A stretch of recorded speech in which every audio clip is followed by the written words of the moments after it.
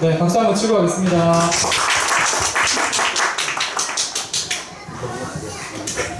네, 그 오예배 사람들이 점점 숫자가 줄어들긴 하지만 우리끼리 더 좋으면 되죠, 그죠?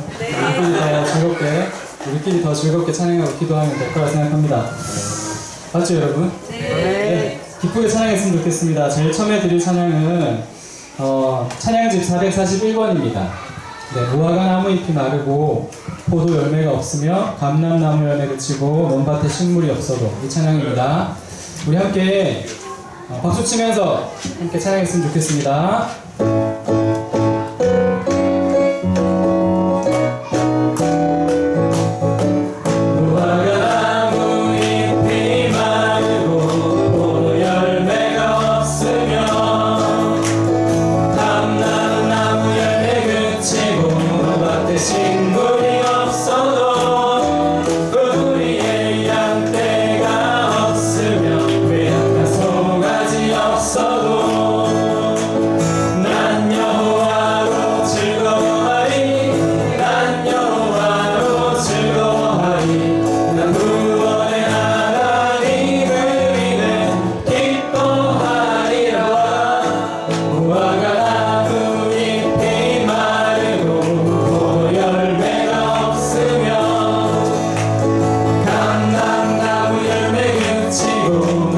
식물이 없어도 우리의 양떼가 없으며 괴양과 송아지 없어도 난 여호와로 즐거워하리.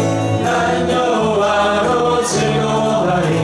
난 구원의 하나님을 인해 기뻐하리라. 네, 여러분 이렇게 한 번 더 할 텐데요, 이 찬양. 그 예전에 한번 이 찬양 드렸었어요. 드리면서 제가 예집사님한테 그 얘기를 드렸긴 했는데, 요새 성형외과 환자가 없고 막 그래도 기뻐할 수 있겠습니까?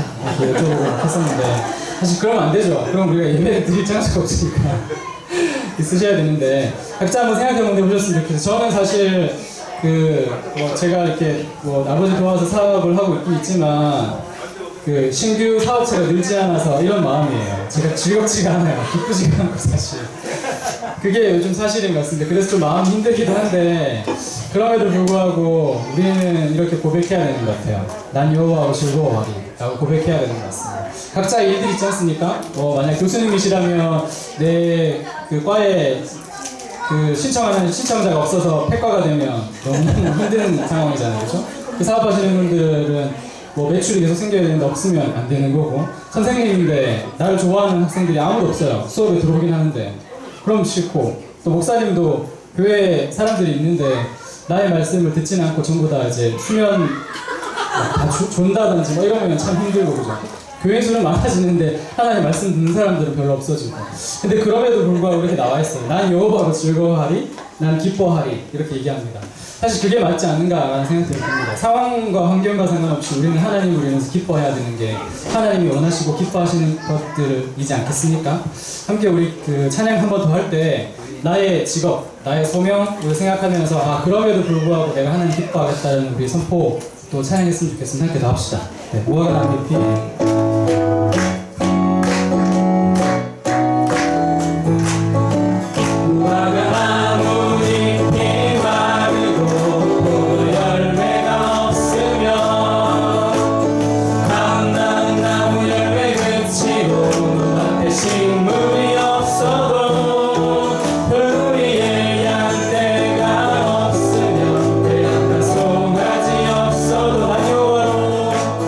난 여호와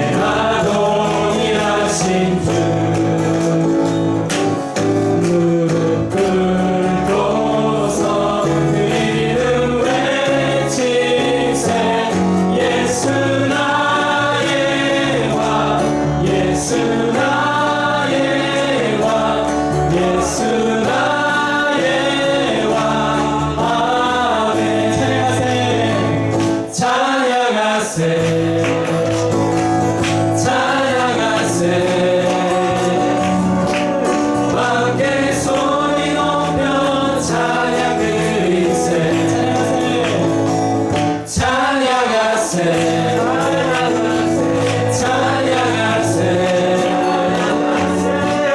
함께 소리 높여 찬양 드리세 찬양 받기에 합당하신 주님 언제나 동일하신 주 무릎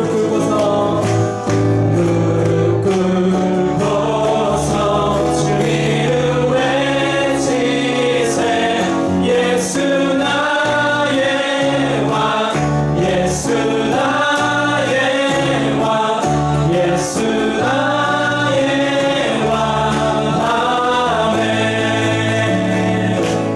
예수 나의 왕 예수 나의 왕 예수 나의 왕 영광의 박수를 주셨으면 좋겠습니다. 네, 여러분 찬양 들으실 때 찬양의 대상이 하나님이셨습니까? 네, 오늘 말씀 중에도 기도와 또 믿음과 찬양의 대상은 하나님이어야 된다라고 말씀하셨었어요. 기억하시죠? 제가 이제 다음 찬양 드릴 거는 305번인데요. 내가 주인 삼음이라는 찬양인데 그거 드리기 전에 우리 지난주에 오후 예배 때 들었던 설교 말씀을 한번 생각했으면 좋겠습니다. 삼손의 삶. 저는 예전에 저도 진짜 어릴 때부터 삼손이라는 얘기를 많이 들었고 영웅, 성경하면 영웅이라는 얘기를 좀 많이 들었고 그렇게 생각을 했었어요. 근데 그 사람의 삶이 어제 또 이렇게 문득 생각이 많이 나더라고요. 나실인으로 처음에 태어났잖아요. 부모가 그렇게 들여졌고 그렇게 정체성을 가지고 살아갔던 그 사람인데 근데 그 나실인임으로 자기가 알고 살아갔긴 했지만 자기의 정체성과는 반대되는 삶을 계속 살았잖아요. 뭐 손대지 말아야 될 거, 하지 말아야 할 행동들 계속 하면서 죄를 범하면서 일반인들은 아니지만 나실인이면 하면 안 되는 행동들을 계속하면서 지냈던 것 같아요. 근데 삼손의 삶이 뭐 우리는 아니지만 저와의 삶과 되게 닮았다는 생각을 했었습니다. 왜냐하면 오직 하나님의 은혜로 죄인인 내가 그 죄를 사함받고 온전히 하나님만 주인으로 섬기며 살아야 됨에도 불구하고 나는 내가 크리스찬인 걸 제가 알고 있거든요. 알고 있는데도 불구하고 삼손이 나실인임을 본인이 알고 있던 것처럼 근데 그 반대되는 삶들을 너무 잘 쉽게 선택하고 살아가는 것들을 보게 되었었습니다. 삼손이 근데 그럼에도 불구하고 삼손이 계속해서 엉망으로 만들어가는 그의 삶 그리고 이스라엘 민족의 삶들이지만 하나님이 그걸 계속해서 고쳐주시는 것 같아요. 계속 엉뚱한 짓 하면 다시 바로 세워주시고 엉뚱한 짓 하면 바로 세워주시고 그래서 미래가 하나님의 손길로 인해서 변해지는 것들을 바라보게 되었습니다. 저도 그 그리스도인이 나의 정체성임에도 불구하고 그렇게 살지 않았던 내 모습이 있지만 하나님께서 다시금 이렇게 바로 세워줄 거라고 하는 믿음이 저 안에 조금씩 살아 움직였던 게 있었던 것 같아요. 지난주 말씀을 듣고 우리 함께 기도할 때 찬양할 때는 이번에 찬양할 때 내가 주인 삼음 찬양할 때는요 우리의 정체성은 다들 아시지 않습니까? 하나님 우리의 아버지로 또 주인으로 우리 왕으로 섬기고 있는 우리는 백성이고 그분의 자녀일 수밖에 없지 않습니까? 그럼에도 불구하고 우리의 삶 속에서는 하나님이 주인이 아니라 나의 상사 혹은 나의 가족 나의 아이들 혹은 내가 가지고 있는 일터 나를 둘러싸고 있는 많은 환경들이 나의 주인인 것처럼 착각하며 살아가고 또 착각이라고 하기에는 너무나도 의도적으로 살아가는 모습들이 우리 안에 있지 않습니까? 한 번 더 우리가 고백하며 회개하는 마음을 가지고 하나님 다시금 당신이 내 삶의 주인입니다. 과거에도 그랬고 지금도 그렇고 미래에도 당신이 나의 주인입니다 라는 고백을 우리가 이 찬양을 통해서 고백하는 시간이었으면 좋겠습니다. 함께 찬양 드립시다. 내가 주인 삼음.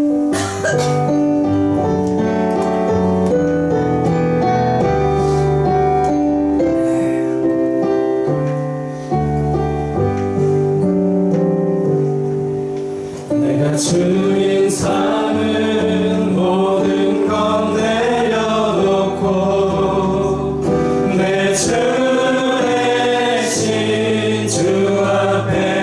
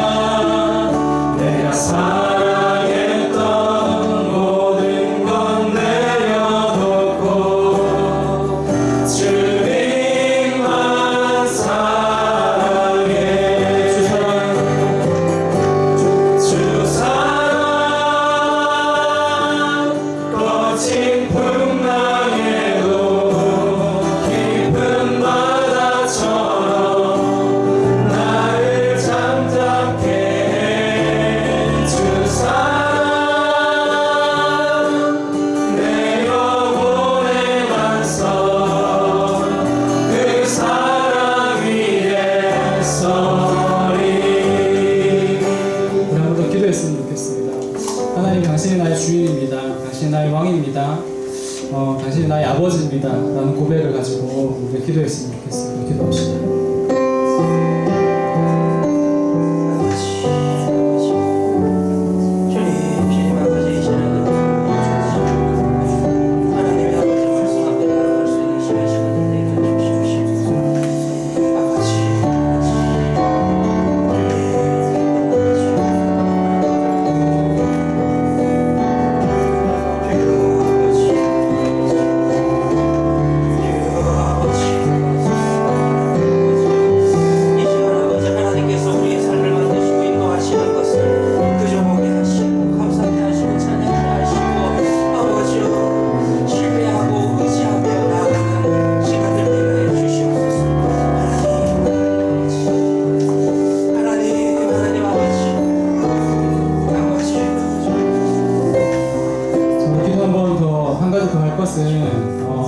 이제 건축을 위해서 또 기도했으면 좋겠습니다.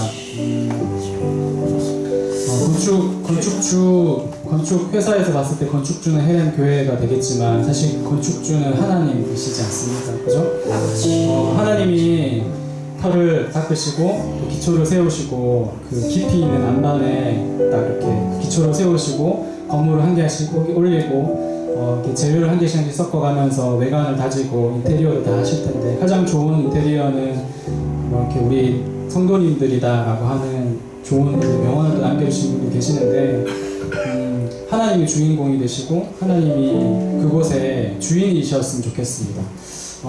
외관이나 여러 가지 상황들은 사실 우리의 마음을 시험하는 것일 수도 있는 것 같아요. 그 사이에 우리의 마음을 뺏기지 않도록 기도했으면 좋겠습니다. 시간이 좀 뒤로 미뤄져도 좀 혹은 당겨져도 너무 일희일비하지 않고 하나님이 역사를 만들어 가실 것들을 우리가 잘 목도하고 그 마음들을 우리가 하나로 모을 수 있는 것에 집중할 수 있도록 기도했으면 좋겠고 그리고 이제 계속 준비하고 계시는 분들이 계시거든요. 건축위원회 분들이 우리 헬렌교회 대표에서 하시는 분들이세요. 얼마나 많이 수고 많겠습니까? 자기의 일들도 다 있으신데 그거 한다는 것 자체가 힘들고 어렵고 감정적으로도 막 노동이고 그러실 것 같아요. 그분들 생각나시는 분들 계시면 또 예집사님이 위원장으로 계시고 다른 분들이 있으십니다. 그분들 많이 위로하고 또 그분들 지지할 수 있는 마음이 우리한테 참 많이 필요한 것 같습니다. 그분들 위해서 기도하고 건축되어질 곳에 주인이 오로지 하나님 한 분이셨으면 좋겠다라는 마음을 가지고 건축을 위해서 기도했으면 좋겠습니다. 기도합시다. 아버지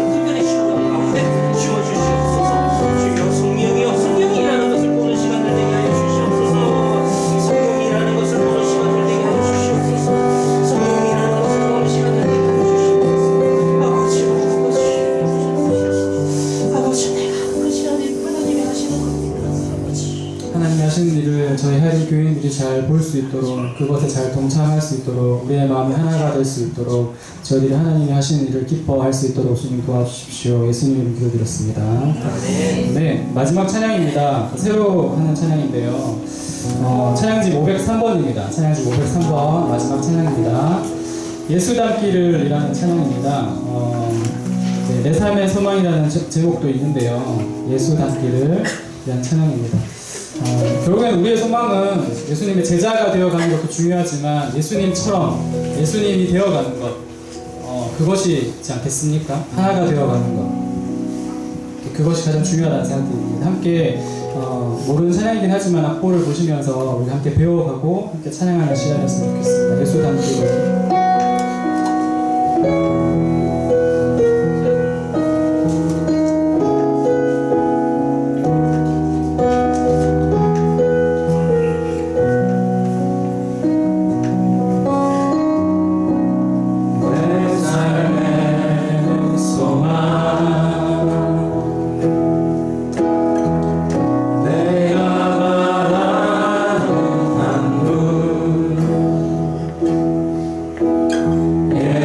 예수 닮기를 내가 원하네. 한없는 사랑 풍성한 그 예수 닮기를 예수 닮기를 내가 원하네. 예수 닮기를 예수 보기를 예수만 높이길 내가 원하네. 내 평생 소원 예수 닮기를 예수만 닮기를 내가 원하네.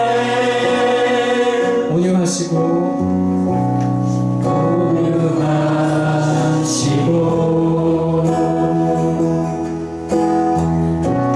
겸손하신 성품 예수 닮기를 내가 원하네.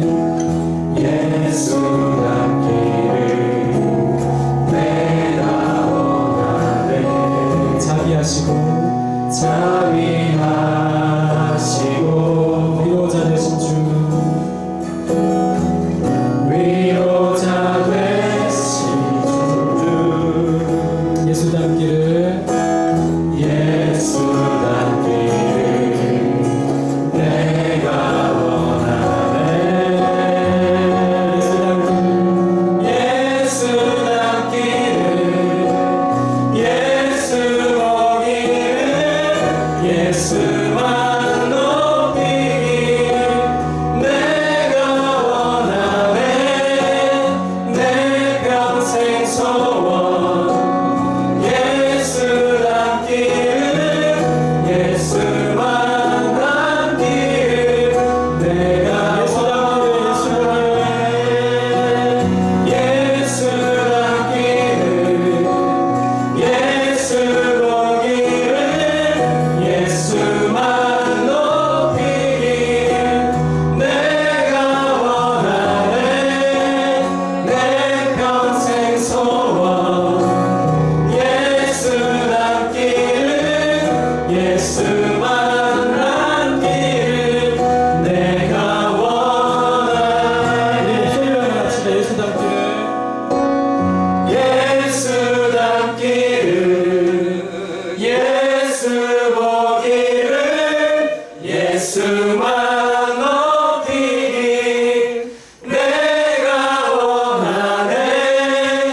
내 평생 소원 예수 닮기를 예수만 닮기를 내가 원하네. 예수 닮기를 마지막으로 합시다. 예수 닮기를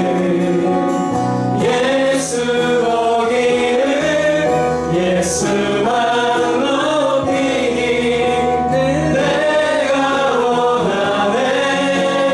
내 평생 소원 예수 닮기를 예수만 닮기를 내가 원하네. 함께 기도했으면 좋겠습니다. 말씀을 듣기 전에 기도할 때 우리 목사님 위해서 기도합시다. 목사님 여러 가지로 참 많이 힘이 드실 거란 생각들이 듭니다. 이제 개척하시고 이제 사계절이 딱 지나고 다시 이제 봄이 찾아왔어요. 밖에 보니까 작년에 봤던 그 봄과 비슷한 봄이 온 것 같습니다. 자연이 이렇게 변하지만 사람의 마음은 하루에도 몇 번씩 변하지 않습니까? 목사님 마음은 얼마나 많이 힘드실까라는 생각 해봤습니다. 목사님도 힘들고 우리도 힘들고 다 힘든데 그럼에도 불구하고 교회를 개척하시고 이렇게 운영한다는 게 쉽지 않잖아요. 목사님이 무엇보다도 하나님과 친밀하셔서 그 교제를 계속 하시면서 주를 누구보다도 앙모하는 자가 되셔서 독수리가 날개쳐 오름질하는 것처럼 큰 힘을 얻으셔서 누구보다도 기쁘고 누구보다도 생기가 넘치고 누구보다도 에너지 넘치시는 분이 될 수 있도록 기도했으면 좋겠고 그로 인해서 또한 우리도 함께 그 힘을 얻어서 또 그런 그런 능력들이 그런 이렇게 영향들을 많이 받아서 우리도 기뻐할 수 있도록 해서 또 기도했으면 좋겠습니다. 그리고 말씀 들을 때 우리가 집중할 수 있도록 이 말씀이 우리의 삶 가운데 삶과 이제 동떨어진 것들이 아니라 일치가 될 수 있도록 어느 곳 한 곳에는 그래도 적용할 수 있는 점을 찾을 수 있는 마음이 생길 수 있도록 해달라고 이 말씀을 위해서 예배를 위해서 또 목사님을 위해서 기도하는 시간 갖도록 하겠습니다. 기도하시죠. 아버지요, 아버지요, 오늘도 아버지 하나님의 말씀을 통하여서 내가 일하는 것이 아니요 아버지 하나님이 일하는 것이요 아버지요 아이고 하나님의 전쟁에 능력이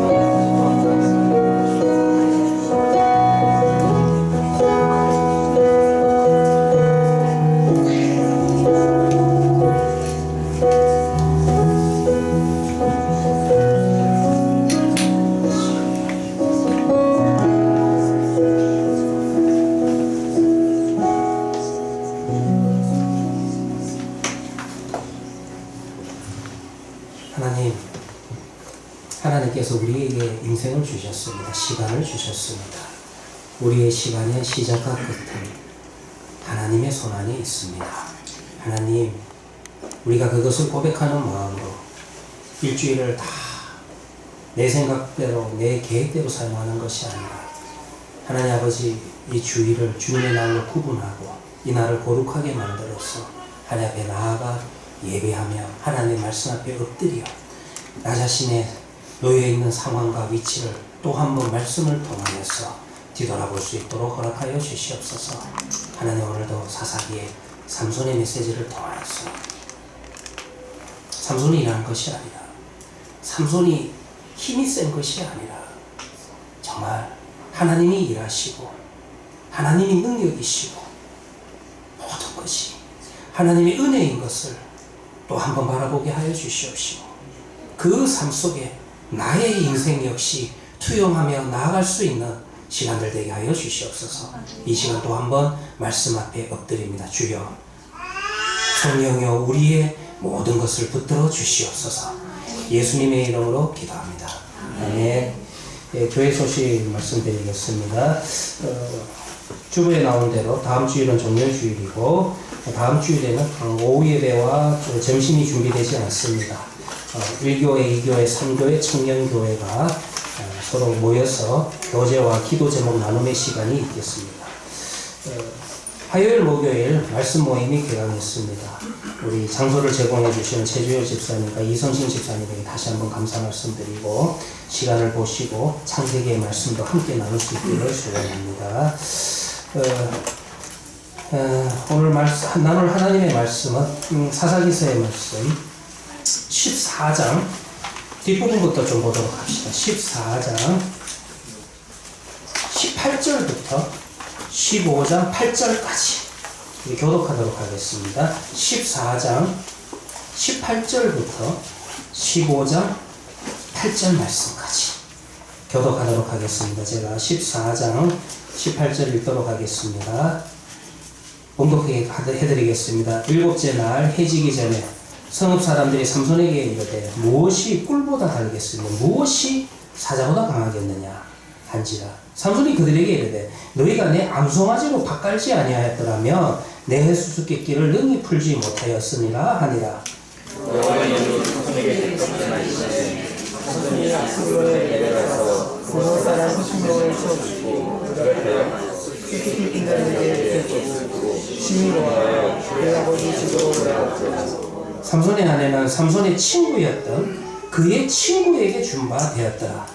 마음이 거둘 때 삼손이 소득을 갖추고 그의 아내에게로 찾아가서 이르되 내가 방에 들어가 내 아내를 보고자 하니 아니 들어오지 못하게 했고 이르되 네가 그를 심히 미워하는 줄 알고 그를 네 친구에게 주었노라. 그의 동생이 그보다 더 아름답지 아니하냐 청하노니 너는 그를 대신하여 동생을 아내로 맞이하라 하니 삼손이 그들에게 이르되 이번에 내가 그의 사람을 해하지 않고 그들에게 대하여 깨는 일 없을 것이니라. 삼손이 가서 요 300마리를 붙들어서 그 꼬리와 꼬리를 메고 회를 가지고 그 꼬리 사이에 한 회를 달고 해에 불을 붙이고 그것을 블레셋 사람들이 복식번처럼 몰아내서 복식자들과 아직 되지 아니한 복식과 호동과 가난한 불을 살리니라. 블레셋 사람들이 이르되 누가 이 일을 행하였느냐 하니 사람들이 대답하되 딥나 사람의 사위 삼손이니 장인이 삼손의 아내를 빼앗아 그의 친구에게 준 까닭이라 하였더라. 블레셋 사람들이 올라가서 이 여인과 그의 아버지를 불살르니라. 삼손이 그들에게 이르되 너희가 이같이 말했은즉 내가 너희에게 무엇을 전하리라고. 블레셋 사람들의 정강이와 넓적다리를 크게 쳐서 죽이고 내려가서 에단 바위 틈에 머물렀더라. 아멘. 예, 오늘도 삼손 이야기입니다. 그 삼손 이야기를 이해하는 큰 틀은 늘 말씀드리는 것처럼 하나님께서 삼손의 어머니 마노아의 부인에게 주신 하나님의 약속의 말씀이 어떻게 성취되느냐, 하나님의 약속이 어떻게 성취되느냐. 삼손의 삶을 읽어보시면은 삼손의 인생이라고 하는 것은 하나님의 약속이 성취되기에 오히려 방해가 되는 인물이 삼손의 삶이라, 삼손이라 그렇게 볼 수가 있습니다. 그런데도 불구하고 우리 같은 건 제일 쉬운 게 뭐냐 하면은 교체죠. 바꾸는 겁니다. 삼손 갖고는 안 되겠다. 다른 사람을 사용해 가지고 하나님께서 약속하신 그 약속의 말씀을 성취하는 그런 방식을 택하는 게 아니라, 성경을 보시면 하나님은 항상 하나님이 부르신 그 사람의 자격과 상관없이 그를 통하여서 하나님의 일들이, 하나님의 능력이 나타난다는 겁니다. 그래서 이와 같은 삼손이라고 하는 인물은 하나님의 능력이, 하나님의 약속이 나타나는데 도움이 되는 게 아니라 오히려 방해만 되는 거예요. 그런데도 불구하고 이 삶을 통하여서 하나님의 일들이 어떻게 이루어가는가, 그거를 여러분들, 하나님이 얼마나 신실하신 분인가, 우리 하나님이 얼마나 우리가 믿고 의지하고 신뢰할 수 있는 분인가, 이 성경을 통해서 그 부분을 여러분들 눈여겨보셔야 된다는 것입니다. 그래서 삼손이 태어나기 전에 삼손에게 주신 세 가지 약속의 말씀 날 머릿속에 담아두시기 바랍니다. 첫째는 삼손이 마노아의 아내에게 네가 아들을 낳을 것이다. 이 약속은 워낙 삼손의 태어남 자체로 성취가 되었기 때문에 쉽습니다. 그 다음에 두 번째로 그 아들을 나실로 구분을 합니다. 그런데 죽을 때까지라는 그 단어가 하나 표현되어 있죠. 삼손이 죽을 때까지 나실로 죽을 것이다 라는 두 번째 약속의 말씀이 있고요. 그 다음에 세 번째 약속이 뭐냐 하면은 이 삼손을 통하여서 감히 지금 이때 당시의 상황이라고 하는 것은 이스라엘이 블레셋에 대해서 전혀 대적할 그런 힘을 완전히 잃어버린 시대예요. 오늘 본문에는 안 나오지만은 그 다음에 여러분들 그 16장 본문에 그 뒷부분을 볼 것 같으면은 유다 족속이, 유다 지파가 오히려 삼손을 잡아가지고 자기네들의 사사 구원자 지도자 삼손을 잡아가지고 스스로 블레셋에게 갖다 바치는 시대, 이 시대가 바로 삼손의 시대라는 것입니다. 그렇기 때문에 그럼에도 불구하고 하나님의 약속의 말씀은 삼손을 통해서 이스라엘을 구원하기 시작할 것이다. 두 번째, 세 번째는 특별히 이 시대적 상황을 보면 성취된다라고 하는 것이 불가능에 가깝습니다. 두 번째 이야기는 사실 삼손의 이야기를 읽어보시면 삼손이 나실로서 그가 구분해야 될 행위를 하는 것이 아니라 오히려 삼손이 하고 다니는 행동을 볼 것 같으면 나실인이 하지 말아야 될 금지된 일들만 골라서 하는 그런 이야기가 여기에 기록되어 있다는 것입니다. 그래서 여러분들 강의한 한번 보도록 합시다. 강의한 볼 것 같으면은요, 이제 나실인에게 있어서 금지되어 있는 것이 세 가지였죠. 또 세 가지가 뭐였냐면은 부정한 것에 손대면 안 됩니다. 시체죠. 우리는 나실인은 부정한 곳에 가서는 안 된다. 그런 금지, 그것이 첫 번째 금지 조항이고, 그 다음에 두 번째 금지 조항은 이제 독주를 마시면 안 된다라고 하는 것이 또 금지 조항이었고요. 그리고 또 나실인 금지 조항의 세 번째는 신체적으로 특징을 가져야 된다. 머리에 삭도를 대지는 말아야 된다. 이 세 가지 금지 조항이 어떻게 깨지는 것을 성경을 통해서 살펴볼 필요가 있다는 것입니다.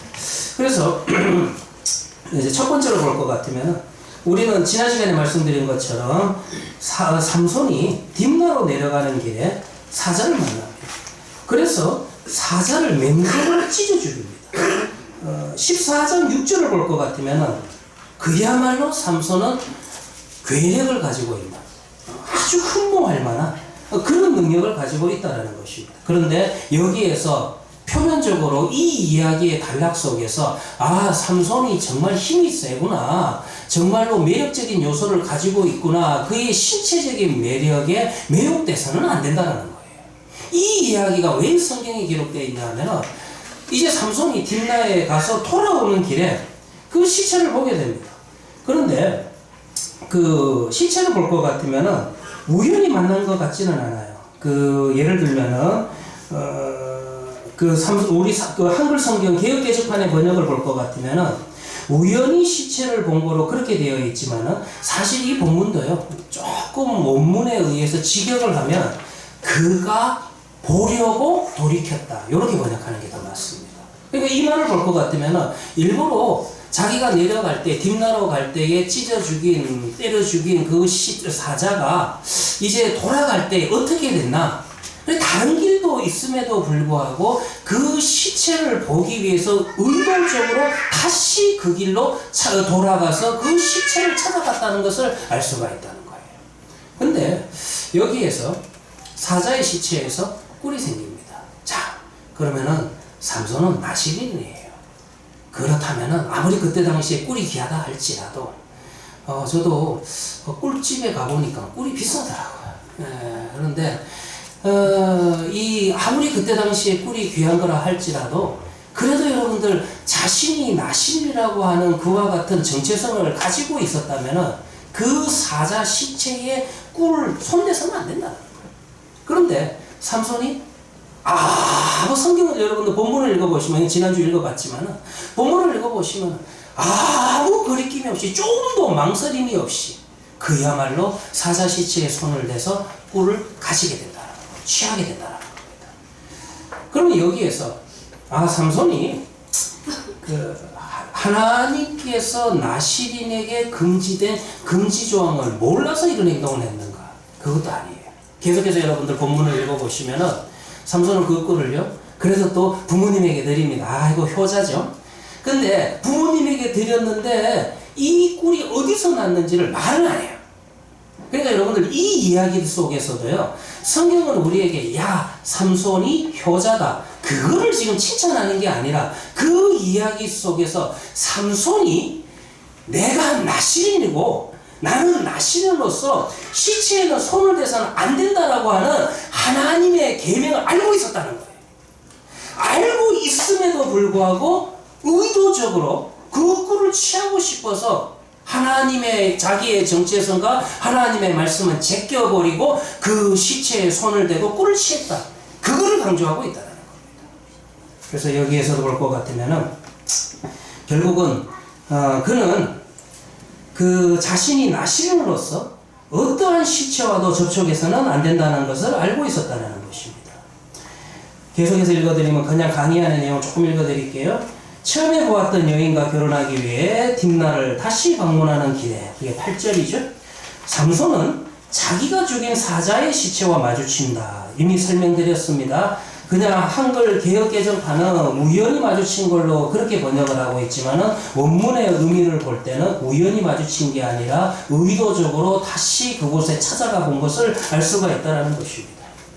그런데 그 시체에서는 벌들이 꿀을 만들고 있습니다. 그는 꿀을 취합니다. 조금도 망설임이 없습니다. 그리고 난 다음에 9절의 말씀을 볼 것 같으면 삼손은 자신의 행동을 부모에게 숨깁니다. 이 꿀이 어디에서 났는지도 부모에게 말하지 않는다라는 것입니다. 자, 그리고 난 다음에 두 번째 이야기입니다. 삼손 이야기의 두 번째는 이제 사자에게서 꿀을 취하고 난 다음에 삼손은 이제 결혼식을 하러 이제 딥나로 갑니다.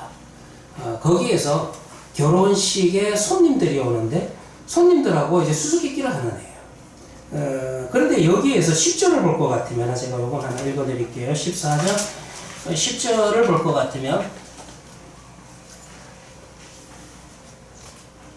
삼손의 아버지가 여자에게로 내려가매 삼손이 거기서 잔치를 베풀었으니 청년들은 이같이 행하는 풍속이 있음이더라. 11절에 보면 무리가 삼손을 보고 30명을 데려와서 친구를 삼아 그와 함께 하게 한지라. 10절과 11절 조금 이제 해석해 드리도록 하겠습니다. 이게 여러분들 삼손이 나신으로서 두 번째 서약이 깨지는 겁니다. 두 번째 서약은 뭐냐면 나실이는 독주를 금하고 있습니다. 근데 여러분들 이거를 보시면은 목사님 지금 여기에 뭐 술 마셨다는 이야기는 없지 않습니까? 라고 그렇게 질문을 하실 겁니다. 그런데 오늘 이 10절에 사용된 잔치라고 하는 이 단어 자체가 히브리어로 뮤시테라고 하는 단어인데, 이 뮤시테라고 하는 것은 어떤 단어냐 하면은 독주를 많이 마셔가지고 그야말로 방탕하게 술에 취하는 그런 잔치. 우리가 생각하는 잔치, 이걸 한글 성경은 잔치라고 하면 여러분들 잔치 그럼 어떤 이미지를 좀 가집니까?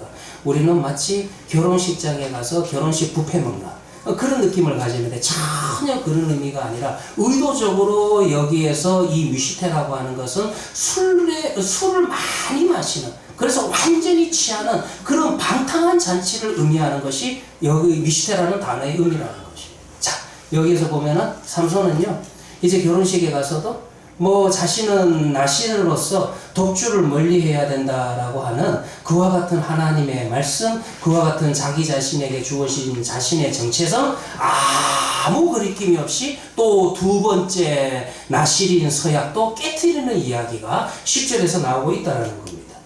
그런데 여기에서요 재밌는 게 뭐냐면 이 11절의 내용을 보면은 그들이 그를 보았을 때 그렇게 이야기를 합니다. 그래가지고 이 11절의 내용을 보면은 우리가 좀 이렇게 한글 성경을 통해서 이해할 수 있습니다. 이 블레셋 사람들이 잔치에 왔는데 삼손이 심심할까봐, 삼손이 뭐 유대인이니까 이스라엘 사람이니까 심심할까, 그래서 친구를 30명이나 더 불러가지고, 그래서 잔치에 뭐 손님도 많이 오고, 그래가지고 또 삼손이 또 사교력이 좋아가지고 이 30명과 이 자리에서 잔치를 하면서 친구가 되었다라고 그렇게 오해하기 좋다라는 겁니다. 그런데 이 11절의 내용도 좀 깊게 해석해 보면요, 번역해 보면은 그런 의미는 아닌 것 같아요. 무슨 말이냐면 11절에 어떤 부분이 강조돼야 되냐면 그들이 그를 보았다, 이렇게 좀 강조를 해야 된다는 것입니다. 그래서 그들이 그를 보았을 때 뭔가 위압감을 좀 느낀 것 같아요. 그래가지고 여기에서 우리가 친구라고 번역했지만은 이 사람 30명은 친구가 아니라 어떤 사람들이 하면 이거 보니까 딴 동네에서 남자 하나 올라왔는데 이거 좀 심상치 않다, 그러니까 우리 동네 힘쓰는 놈들 다 모여라, 그렇게 된 겁니다. 그래서 우리 한글 성경에는 이 30명이 모여서 삼손과 친구가 되었다라고 할 수 있겠지만은 이 결혼식에 참여한 손님들이 삼손을 보고 뭔가 두렵고 떨림이 있었기 때문에, 걱정이 되었기 때문에 동네에 힘쓸 수 있는 사람을 다 모은 거예요. 그들이 30명이라는 것입니다. 그러면은 이 사람들 30명이 삼손 옆에 앉았어요. 자, 여기에서 여러분들 짐작해 봅시다. 이들이 삼손 옆에 앉았을 때 이들이 친구로서 앉았는 걸까요? 아니면은 약간 보디가드로서, 이 잔치의 보디가드로서 이 옆에 앉았는 걸까요? 보디가드로서 앉았다라는 것입니다. 이거를요 정확하게 번역한 게 제가 볼 때는 공동번역입니다. 공동번역은 캐톨릭과 함께 번역한 건데, 때로는 여러분들 공동번역이 개혁개정보다 좀 더 정확한 내용을 담고 있는 게 있는데, 오늘 구절이 그래요.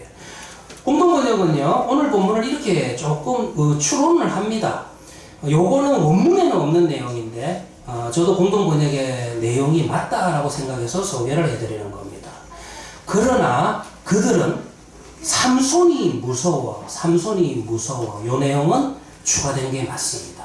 그러나 문맥상 지금 이들은 친구로서 앉은 게 아니라 혹시라도 삼손이 보니까 덩치가 만만치 않고 삼손이 예사롭지 않으니까 혹시라도 삼손을 제어하기 위해서 문제가 생기면은 문제를 해결하기 위해서 동네에 이와 같이 힘쓰는 사람을 다 한번 불러 모았다, 이렇게 이해하는 게 더 맞다라는 겁니다. 다시 한번 읽어드리면, 그러나 그들은 삼손이 무서워 들러리를 30명이나 뽑아서 함께 머물게 하였다. 이들은 정말 이곳에 온 이유와 목적을 잘 살펴볼 필요가 있다는 것입니다. 또 여기서요, 삼손이 술에 취하니까 쓸데없는 행동을 합니다. 하나님의 사람이 하나님 앞에 거룩한 분별성을 가지고 살아가야 되는데 하나님의 사람으로서 그 거룩성과 분별성을 가지지 못하게 될 때 항상 실수가 나옵니다. 근데 이제 성경을 여러분들 이 이야기를 계속 읽어 나가보면은 아니 성경 전체가 그런 것 같아요. 결국 우리네 인생이라고 하는 것이 하나님이 주신 은혜 앞에 그저 감사하고 의지하고 신뢰하고 찬양하며 나아가야 되는 것이 우리네 인생인데 자꾸 우리의 초점이 하나님을 향하지 못하고 잘못된 것을 계속 보다가 실수하고 넘어질 때가 더 많은 것이 우리의 믿음의 길인 것 같습니다. 그럼에도 불구하고 하나님께서는 오히려 성경을 보시면 우리 믿음의 조상들이 실수했을 때, 실패했을 때 그 실수와 실패도 하나님이 사용하셔서 그 실수와 실패의 자리에서도 하나님이 어떻게 신실하게 일하는가. 여러분들 성경을 보시면요 그런 부분들을 조금 유의해서 보시기를 바랍니다. 특히 여러분들 사사기의 삼손 본문에는 그런 내용들이 아주 풍성하게 나타납니다. 그래서 여러분들 보면은 쓸데없는 게 무슨 짓을 하냐 하면은 수수께끼를 냅니다.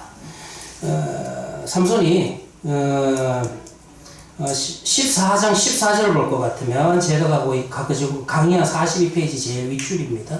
제일 위에 보면은 삼손이 그들에게 이르되 먹는 자에게서 먹는 것이 나오고 강한 자에게서 단 것이 나왔느니라 하니라. 그들이 사흘이 되도록 수수께끼를 풀지 못하였더라.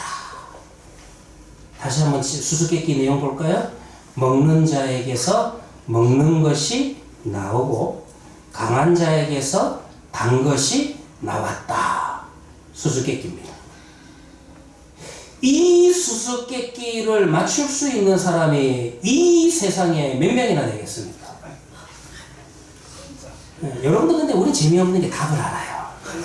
우리 삼손이 앞에 무슨 이야기, 이 내용이 있었는 걸 알기 때문에 자기의 개인적인 체험에서 나온 거기 때문에 사자를 죽이고 그 사자의 시체에 꿀이 생겨가지고 그 꿀을 달 거잖아요. 그 꿀을 먹었다.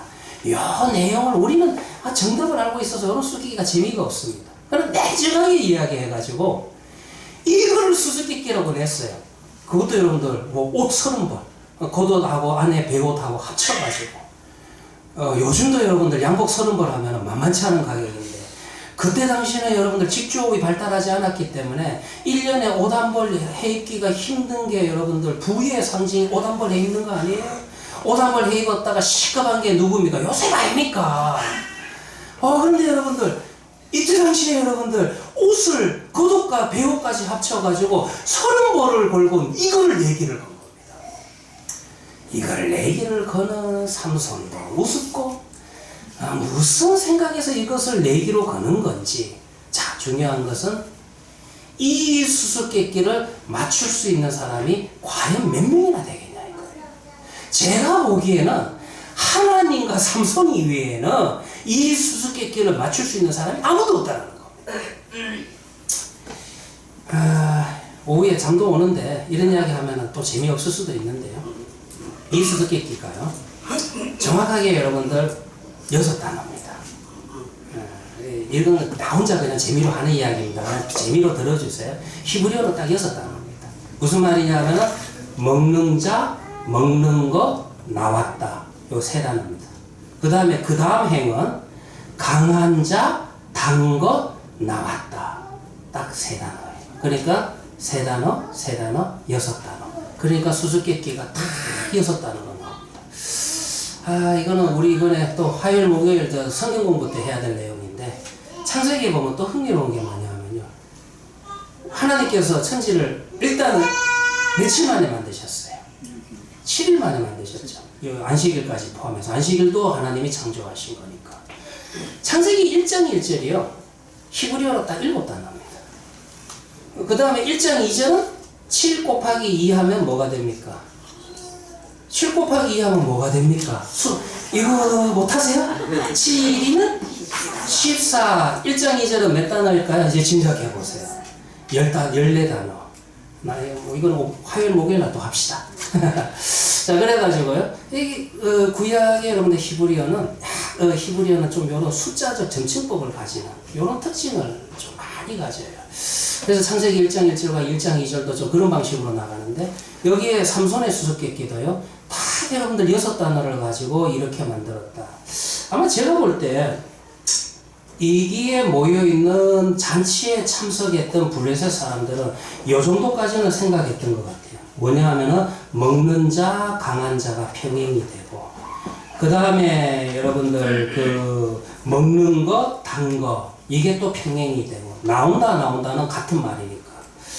그러니까 강한 자가 먹는다. 그러면 이들은 거기에 지금 앉아있는 사람들 30명이 사실 친구가 아니라 어떤 사람이라고 말씀드렸습니까? 그 동네에 힘 좀 쓰는 사람이 거다라고 제가 설명을 드렸죠. 그러니까 그들은 이 삼손의 수수께끼를 들었을 때 이런 짐작을 했을 것 같아요.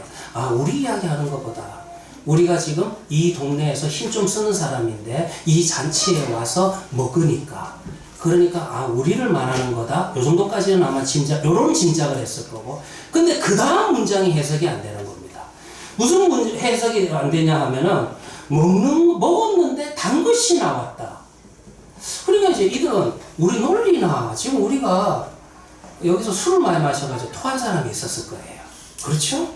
여러분들, 저는 술을 그렇게까지 마셔본 적이 없어서 여러분들 잘은 모르는데 술 많이 마시면 토하는 거 영화나 여러분들 텔레비에 많이 나오더라고요. 그러니까 이들 가운데서 아마 우리가 술을 많이 마셔가지고 지금 또 뭐더라 이게 속에서 토한 거 이거를 말하는 건가 이런 짐작 정도는 아마 했을 것 같아요. 그런데 대답을 못합니다. 왜 대답을 못할까? 일단 대답을 하기 위해서는 거기 모여있는 사람들끼리 이게 확실한 정답이다라고 하는 그런 확신이 있어야 될 건데 이거 아닐까라고 이야기해도 옆에 사람이 반대할 겁니다. 야, 그것이 조금 정답으로서는 부족하지 않느냐. 그래서 그 안에서 설왕설래가 있었을 것이고 그 다음에 또 두 번째는 정답이라고 이야기할 때 정답이라고 이야기를 하고 싶어도 이게 또 만만치 않은 게 뭐냐 하면은 수수께끼로 서로 얼마를 걸었다? 배워 30불을 걸었다. 만만치 않은 가격이라는 것이에요. 그러다 보니까 이 수수께끼가 풀기도 어렵고 그들이 놓여있는 상황 속에서 자기네들 이야기하는 것 같기도 한데 그런데 정확하게 정답을 이야기하기가 어려웠다라는 것입니다. 그런데 문제는 이겁니다. 이야기를 좀 제가 길게 해드렸는데 왜 삼손이 술 먹고 난 다음에 쓸데없이 이거를 수수께끼로 냈을까? 참 한심하죠. 그런데 이 수수께끼를 통해서 또 하나님이 일하는 사건이 생기기 시작을 한다는 거예요. 이 황당한 사건을 통해서 이 어처구니 없는 사건을 통해서 그저 어떻게 보면은 삼손이 술 마셔가지고 술 취해가지고 기분이 좋아가지고 엉뚱한 행동을 했는데 이 상황도 하나님이 일하시는 상황으로 만들어 간다는 거예요. 어떻게 그와 같은 상황으로 만들어 갑니까? 여기 모인 블레셋 사람들이 이 수수께끼를 풀 수 있는 가능성은 100만 분의 1도 안 됩니다. 왜냐하면 그것은 삼손의 삶 속에서 은밀하게 발생한 일이어서 삼손과 하나님을 제외하고는 그 누구도 알 수 없을 것입니다. 그래서 이 마지막 부분 때문에 그 자리에서 그 결혼식에 참석한 손님들은 이제 이 문제를 풀기 위해서 사람들 여기 물질이 달려 있으니까 물질의 손해를 보면은 사람이 여러분들 난폭해집니다. 그러니까 이 물질의 손해를 보게 될 블레셋 사람들이 이제는 누구에게 이제 협박을 하냐면은 자기 동족에게 협박을 해요. 여기에서 여러분들 삼손의 아내가 될 사람과 삼손의 장인이 될 사람은 이스라엘 사람이 아닙니다. 누구였어요? 블레셋 사람이잖아요. 그런데 누구한테 찾아가냐 하면은 삼손을 보니까 만만치 않을 것 같고 그러니까 30명이나 불렀던 거죠.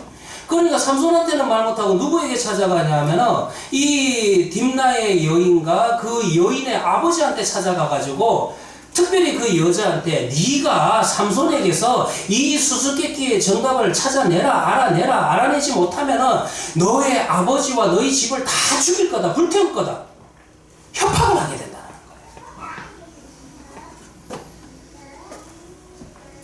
자, 근데 여기에서 또 하나 성경을 읽다 보면은 조금 이제 고민되는 게 하나 있는데요.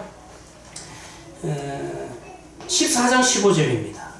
14장 15절을 볼 것 같으면은 일곱째 날에 이르러 그렇게 이야기를 합니다. 여기에 여러분들 일곱째 날에 이르러 그들이 삼손의 아내에게 이르되 너는 네 남편을 깨어 그 수수께끼를 우리에게 알려달라 하라.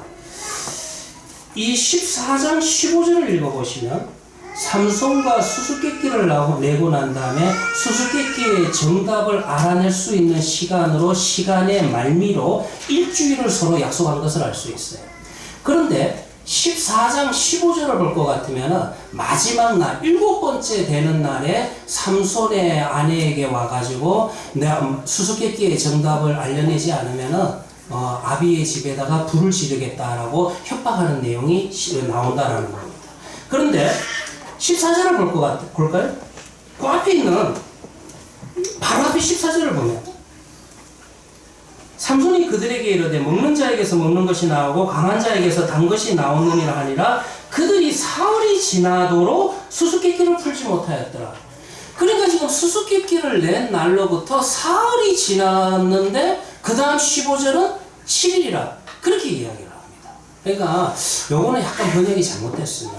요거는 여러분들 그냥 성경을 읽는 가운데서 성경을 좀 깊이 읽으시는 분들은 이런 날짜에 좀 혼란이 올 수가 있어요. 그렇기 때문에 14절에 보면은 일주일의 말미를 줬는데 블레셋 사람들이 사흘 동안이나 고민을 한 겁니다. 그런데 고민해봐야 이 수수께끼를 풀 확률은 전혀 없습니다. 그래서 15절은 몇 번째 날에 일어난 것이다. 7일 중에서 사흘이 되는 날에 도저히 안 되니까 일주일이 이제 잘못하다가는 이렇게 가다 일주일이 지나갈 것 같으니까 15절도 역시 사흘째 되는 날입니다. 그래가지고 사흘째 되는 날에 삼손의 부인에게 가서 네가 수수께끼의 정답을 알아내라, 안 그러면 죽이겠다라고 협박을 하게 되고, 그러니까 이 협박을 받은 삼손의 부인은 나머지 며칠 동안에 남은 날이 3일이죠. 그러니까 3일 동안 삼손을 계속 긁은 거예요. 바가지를 긁은 거예요. 나중에는 삼손도 뭐라고 16절에 볼 것 같으면 야 나는 못 가르쳐준다. 내가 이 수수께끼의 정답은 우리 부모한테도 이야기 안 했는데 내가 왜 너에게 가르쳐주느냐. 그러니까 이제 사흘째 되는 날부터 7일째 되는 날까지 삼손의 아내가 계속해서 울면서 삼손에게 가르쳐달라고 조르고 그리고 바가지를 끌고 그리고 마지막 7일째 되는 날에 삼손이 마지못해가지고 아내에게 이야기를 하게 된다는 것입니다. 그러니까 이 일련의 과정을 여러분들 잘 이해를 하시리라 생각을 합니다. 그런데 성경을 볼 것 같으면 갑자기 사흘이 됐다가 또 7일이 됐다가 또 그리고 3일 동안 또 쪼르는 이야기가 나오니까 혹시 혼돈할까 싶어서 여러분들 다시 한번 정리를 해드리게 된다는 겁니다. 자, 그래서 중요한 것은 이제 결국은 삼손은 처음에는 신부의 간청에 거의 공감하지 않습니다. 16절을 볼 것 같으면은 보라 내가 그것을 나의 부모에게 풀어 고하지 아니하였거늘 어찌 그대에게 풀어 이르리요. 그의 말은 여기서도 보면은 전혀 여러분들 삼손도 좀 매정한 것을 알 수가 있어요. 요즘 여러분들 미투로 인하여서 참 우리나라가 많이 시끄러운데 제가 볼 때요 삼손도요 지금 대한민국에 살아서 미투 당하기 다 좋습니다. 왜냐하면 지금 이 자기 아내임에도 불구하고 여자를 대하는 자세가 전혀 배려함은 없어요. 고려함이 또 없는 게 뭐냐 하면은 나중에 이 블레셋 사람들이 수수께끼를 알아냅니다. 그렇죠? 풀었어요. 그때 삼손이 화를 내면서 뭐라 그러냐 하면은 너희가 내 암송아지를 갈지 않았으면 그 수수께끼의 정답을 풀지 못할 것이다. 자기 아내를 암송아지라고 표현했는데 이게 욕입니다. 히브리어로는. 요즘으로 말하면 요즘으로 이야기하면 여러분들 뭐 그런 단어가 될 거예요. 그래도 자기 아는데 실수를 했다 해도 무슨 이유가 있는가, 무슨 사정이 있는가, 그걸 들어보는 것이 아니라 그냥 자기 아내를 암송하지, 그냥 짐승에 사용되는 그런 욕을, 비하되는 용어를 한다는 겁니다. 요즘 여러분 이런 용어를 여자한테 썼다가는 어떻게 됩니까? 미투당하죠. 그러니까 제가 볼 때 삼손도 제가 보는 관점에서는 상당히 여러분들 여인에 대한, 자기 아내에 대한 상당히 여러분들 천박한 생각들, 그런 생각을 가지고 있는 것이 삼손의 모습이라는 것입니다. 그러나 또 하나, 그래도 하나님은 이런 인간도 쓰신다. 하나님은 이런 인간을 사용하셔도 하나님의 일을 해나가신다. 그리고 또 하나 중요한 것은 하나님이 그래서 나에게도 은혜를 주시고 나의 삶을 통하여서 하나님께서 하나님의 역사를 해나가신다. 이렇게 볼 수 있습니다. 자, 여기서 두 가지 이야기인데, 아무튼 이것 때문에 삼손은요 이제 무슨 일을 시작하게 되냐면, 거기에서 아스글론 19절에 볼 것 같으면 삼손이 아스글론으로 내려갑니다. 아스글론은 블레셋의 5 지중해에 위치한 블레셋의 5 도시 중에 하나가 아스글론이에요. 거기에 가서 이제 삼손이 수수께끼를 낸 내기에 그 내기를 풀어야, 내기에 그 자기가 졌기 때문에 물어줘야 됩니다. 그러니까 이제 고도하고 배우 이거를 여러분들 30벌을 구하려 하다 보니까 어디를 갔냐 하면은 아스글론 블레셋의 도시에 들어간 거예요. 그래서 여기 한글 성경에는 그저 30명을 죽인 것으로 되어 있지만은 이때 당시에 여러분들 이 겉옷과 베옷을 입은 것은 당시에 그 도시를 지키는 상당히 정예 병만이 이와 같은 갑옷과 안에 받쳐있는 속옷을 입는 겁니다.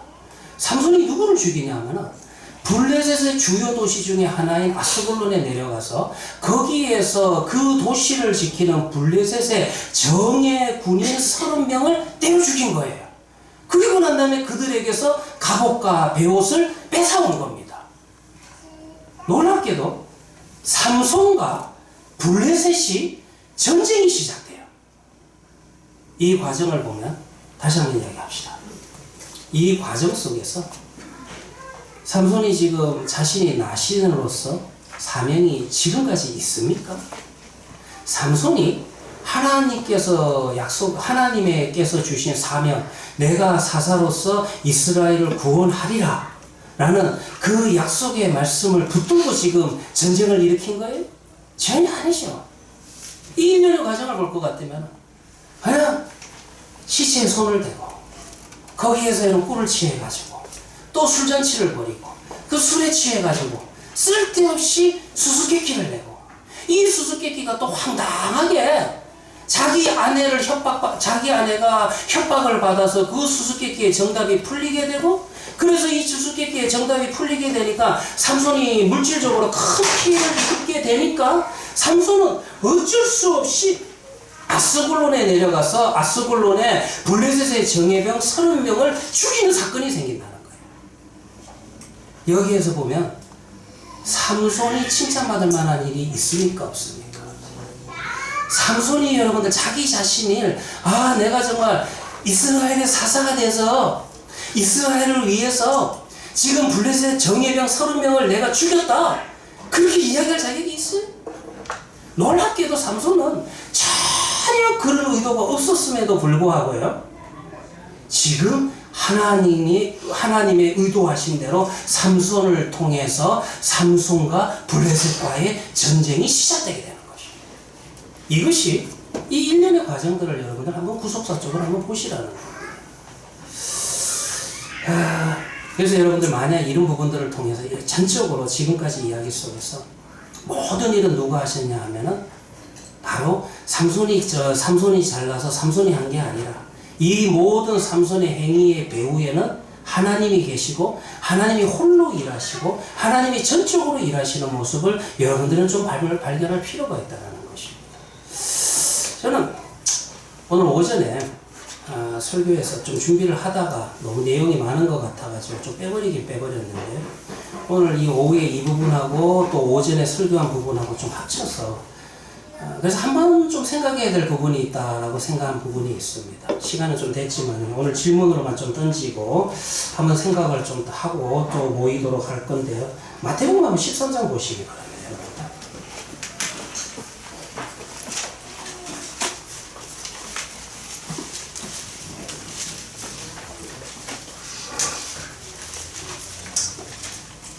이 마태복음 13장에는요 예수님의 비유가 나와 있는데 그 예수님의 비유 가운데서 처음에 여러분들 1절부터 기록되어 있는 그 예수님의 비유는 잘 아시는 대로 네 가지 밭의 비유가 나와 있습니다. 이거는 전에도 제가 설교석상에서 한번 살짝 예제로 들었던 기억이 있는데요. 이 네 가지 밭의 비유를 읽어 나가면은요, 대부분 한국교회 성도들은 어떤 반응을 보이냐 하면 그래도 자기가 돌짝밭이라고는 이야기를 안 해요. 길가라고는 이야기는 안 합니다. 그래도 내가 예수는 믿으니까 나는 길가는 아니고 그래도 나는 돌짝밭인 것 같아. 나는 돌짝밭밖에 안 돼. 아니면 나는 가시덤불밖에 없는 것 같아. 그렇게 좀 겸손한 척합니다. 이 비유도요, 잘 보셔야 돼요. 성경을 볼 것 같으면은 사실 여러분들 이 밭은 네 가지인 것 같지만 실질에 있어서는 두 종류입니다. 왜 두 종류냐 하면은 길가라고 한들, 돌짝밭이라고 한들, 가시떨기라고 한들 이 세 가지 밭은 공통점이 있습니다. 어떤 공통점이 있냐 하면은 싹이 나고 조금 자라는 거 아무 상관없어요. 모든 여러분들 열매 맺는 나무의 목적은 뭐가 맺혀야 된다? 열매가 맺혀야 되는 거예요. 그럼 길가에 떨어졌건 돌짝밭에 떨어졌건 가시떨기에 떨어졌건 열매가 없기 때문에 쓸모없는 겁니다. 그런데 좋은 밭에 떨어진 씨는 어떻게 됩니까? 그냥 기다리면은 자연스럽게 그 밭 자체가 좋은 밭이기 때문에 그 씨에서 싹이 트고 자라가지고 열매가 맺힙니까? 안 맺힙니까? 자연스럽게 맺힌다는 거예요. 그래서 여러분들 이 비유에 대해서는 예수님께서 좀 설명을 해주셨어요. 이 비유 자체는 설명해 주신 게 13장에 보시면은 20절을 볼 것 같으면 돌밭에 뿌려졌다는 것은 말씀을 듣고 즉시 기쁨으로 받되 그 속에 뿌리가 없어 잠시 견디다가 환난이나 박해가 일어날 때 넘어지고 22절에 보면 가시떨기 이야기하죠. 염려와 재물의 유혹에 말씀이 막혀 결실하지 못하는 자요. 여기서 여러분들 하나로 두 개로 나눌 수가 있는 게 열매가 맺히느냐 못 맺히느냐. 근데 열매를 맺히는 데 있어서 제일 같은 이야기입니다. 결국은 염려, 근심, 불안. 하나님에게 전적으로 의지하지 못하는 거예요. 결국은 예수님이 구원자이신가? 예수님이 나를 하나님의 나라 영원한 생명으로 인도할 수가 있는가? 예수 그리스도의 십자가가 과연 나에게 부활의 은혜를 줄 수 있는가? 이것을 여러분들 이것을 믿고 의지하고 신뢰하지 못할 때는 결국은 끝까지 못 가는 겁니다. 그러니까 이것을 믿고 의지하고 신뢰하고 인내하고 기다리는 자는 때가 되면 어떻게 돼요? 100배, 60배, 30배가 중요한 여기서 또 우리는 숫자적 개념 이야기하시면 안 됩니다. 100배, 60배, 30배고 또 다른 성경에서 나온 것처럼 30배, 60배, 100배인 것. 때가 되면은 하나님이 정해 주시는 대로 풍성하게 열매가 맺힌다는 그 풍성한 열매는 바로 다른 게 아니라 예수 그리스도의 십자가의 은혜를 통한 구원의 열매. 그 풍성함을 설명하기 위해서 30배, 60배, 100배라고 하시든 100배, 60배, 30배라 하시든 이와 같은 숫자 정신법을 가지고 지금 설명을 하는 거예요. 그런데 이 하나님의 나라에 대해서 위험한 요소가 하나 있어요. 이게 오늘 오전에 설교에서 내가 다 말씀 못 드린 거고 또 오늘 삼손 이야기하고도 동일합니다. 여러분 오늘 삼손 이야기들 속에서도요. 삼손을 통해서 나타난 이 행위를 통해서 만약에 내가 정말 대단해. 내가 정말 특별하기 때문에 하나님께서 내가 믿음이 크기 때문에 하나님께서 나를 통해서 큰 은혜를 주셨다라고 삼손이 그렇게 떠버리기 시작했으면 여러분들 지금 우리가 어떻게 해야 됩니까? 삼손 이제 제가 설명해 드렸기 때문에 비웃어야 되죠. 웃기고 있네. 너는 정말 한심하지만 정말 하나님이 사랑으로 은혜로서 오래 참으셔서 너를 신실하셔서 너를 통해서 붙드시고 일하는 거 그 이상 그 이하가 아니잖아요. 근데 이와 같은 과정 속에서 우리가 정말 조심해야 되는 게 뭐냐? 교회나 하나님 나라의 확장에 있어서 조심해야 되는 게 하나님께서 우리를 통해서 하나님의 일들이 나타나기 시작할 때 조심해야 될 게 하나 있어요. 그게 뭐냐 하면은요, 이 여러분들 마태복음 13장에 그 다음 비유가 하나 나오는데, 그 다음 비유 이 순서를 보시면은 무슨 비유가 나오냐면 가라지 비유가 나오죠. 25절이죠. 13장 25절에 보면 사람들이 잘 때에 그 원수가 와서 곡식 가운데 가라지를 덧뿌리고 갔더라. 씨를 뿌렸는데 훨씬 더 풍성한 거예요. 왜? 누가 엉뚱한 씨를 뿌렸으니까. 그리고 우리가 잘 알고 있다시피 요거는 가라지를 왜 해결을 못하냐 하면, 여기에서 나오는 가라지는 저도 그냥 공부를 해서 그저 알고 있는 내용인데, 저는 식물학에는 정말 깡통입니다. 근데 제가 읽어보니까 이 가라지는 밀하고 생긴 게 똑같답니다. 그러니 이게 나중 추수할 때까지는 구분을 못합니다. 그럼 언제 구분할 수 있습니까? 추수할 때 여기에 밀이 열매가 맺히면은 이거는 밀이요. 이거 열매가 없이 깡통이면 이건 뭐예요? 가라지라는 거예요. 그때가 돼야지 구분할 수 있는 거예요. 근데 여기서 밭을 한번 머릿속에 상상해 보시기 바랍니다. 가라지까지 뿌리고 갔으니까 이 밭이 처음 뿌렸던 것보다 훨씬 더 풍성하고 많겠습니까? 아니면 적겠습니까? 훨씬 더 풍성하고 숫자적으로는 많은 거예요. 그런데 가라지는 열매가 있어요, 없어요? 없죠. 그런데 우리가 우와, 주인이 와서 보고 우와, 우리 밭에 왜 이렇게 내가 뿌린 것보다 밀이 더 많아? 그렇게 하고 좋아하고 방심하고 있으면 됩니까, 안 됩니까? 오히려 여러분들 이 밭은 지금 문제가 있는 밭입니다. 가라지가 있기 때문에. 오히려 잘못해서 풍성함의 숫자적 개념에 빠져가지고 착각할 수 있다는 거예요. 더 이야기 조금 더 한다면, 시간 됐는데 저는 시간을 잘 지키는 사람입니다. 그리고 나온 다음에 여러분들 나오는 비유가 또 두 개예요. 보면은 그 다음에 여러분들 이걸 제가 오늘 하고 싶었는데 오전에는 시간이 안 돼가지고 다 말씀을 못 드렸습니다.